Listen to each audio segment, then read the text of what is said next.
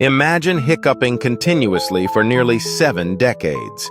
This was the reality for Charles Osbourne, an Iowan farmer who holds the record for the longest bout of hiccups ever recorded. Starting in 1922 after a fall while attempting to weigh a hog, Osbourne's hiccups persisted until 1990, totaling an astonishing 68 years. The condition baffled doctors, with no definitive cure found. Despite the constant disruption, Osbourne led a relatively normal life, marrying twice and raising children. His story is a testament to human resilience and adaptability in the face of bizarre medical challenges.